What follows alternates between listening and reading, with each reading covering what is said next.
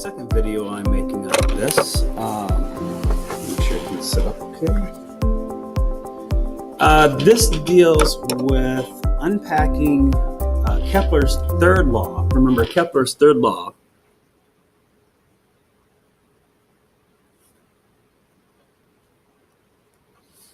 is the period of an object's orbit, how long it takes to go around, squared is equal to or proportional to the cube of the distance. And remember, this is periods in years,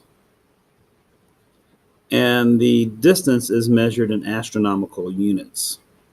In other words, 1 Earth year, 1 astronomical units. How many times greater or less than those two numbers is where Kepler's third law comes from. The problem that a lot of people are having is question number 6 on worksheet 39. So worksheet 39, question number 6. If you go back to the reading, they give you this formula right here. You're comparing two objects to determine what the distance of the second object is. In other words, 2 moons of Jupiter. And with this question, they give you this formula in the readings where P1 is squared. And that's the 1 is the little subscript 1. That is the first object. Divided by D. Now they use A. So D1, the distance of that first object, cubed. All right. And then for the second object, they call that P2 over distance 2. That's 2 stands for the second object. So that would be P, the period squared, divided by D, the distance cubed. All right. So the two objects in question are 2 moons of Jupiter. The first moon is Ganymede. Oops, spelled that wrong. Ganymede, which takes its period. So this is going to be Ganymede, period 1.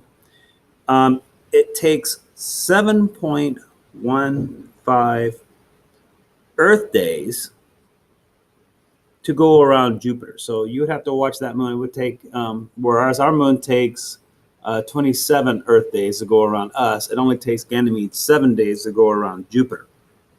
Okay. The distance, that is also given to you.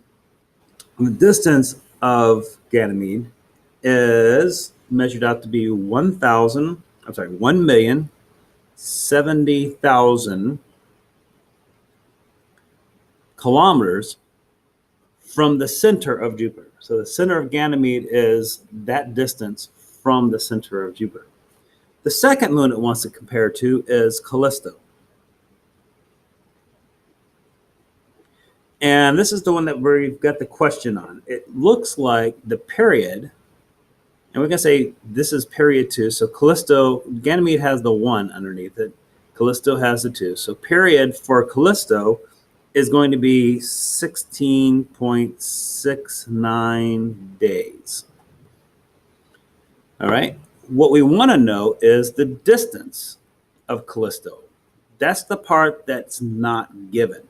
So how far is it in kilometers?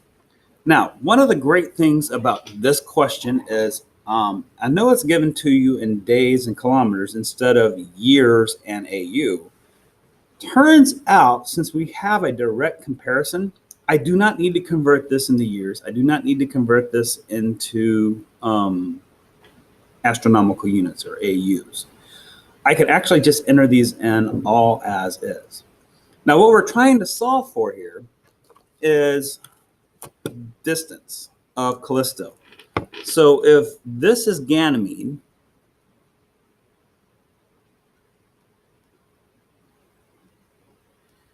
this formula right here represents all the information for Ganymede. This formula right here represents all the information that we need for Callisto.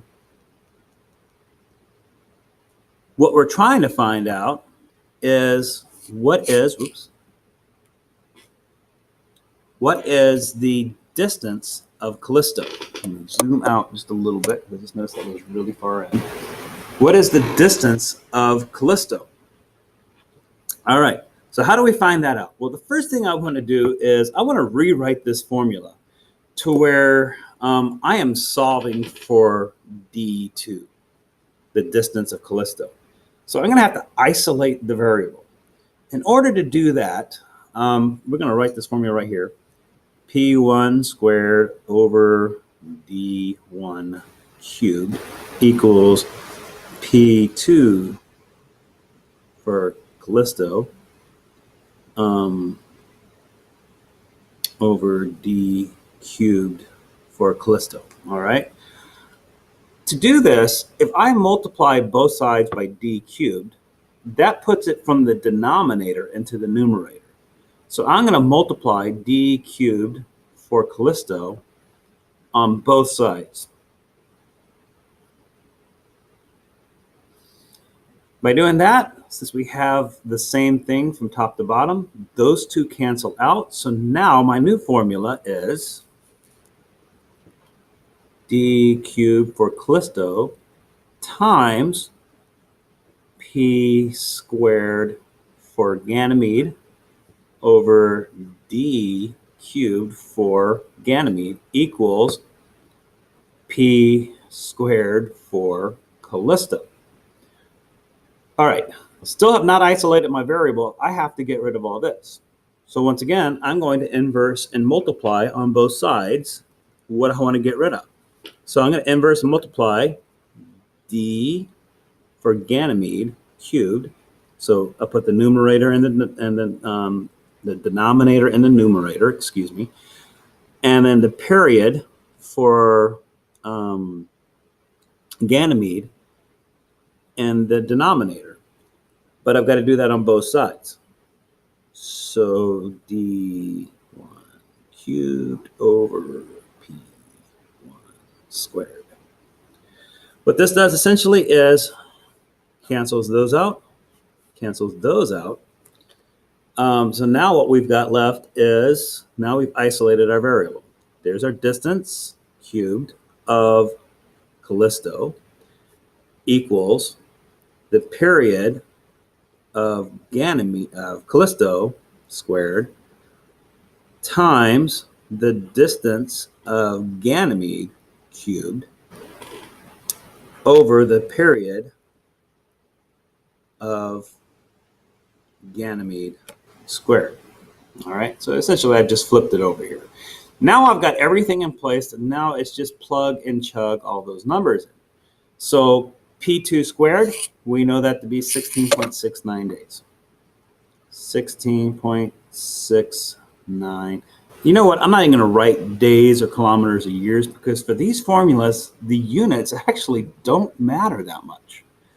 I'm going to multiply that by distance for Ganymede, which is 1,070,000 kilometers, divided by the period, which is 7.15 days.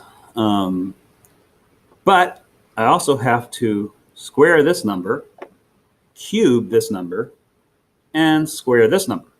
All right, so let's do all that. D cubed for Callisto, which is what we're trying to solve for, is going to be, and this is where we take our calculator and we type in 16.69, and very simply, we're just going to hit the little squared button, and that comes to 278.6. Significant figures there is 4. Significant figures here is 4. I'm going to multiply this by, now we got, this is going to be a little different. 1,070,000. And now we got to cube that. Now I can't, there's not a button for cube, but there's this little Y to the X button. If I hit that Y to the X button and hit the 3, basically what that's going to do is cube that number. And that comes to a very large number, 1.23, because there's 3 significant figures here, times 10 to the 18th power.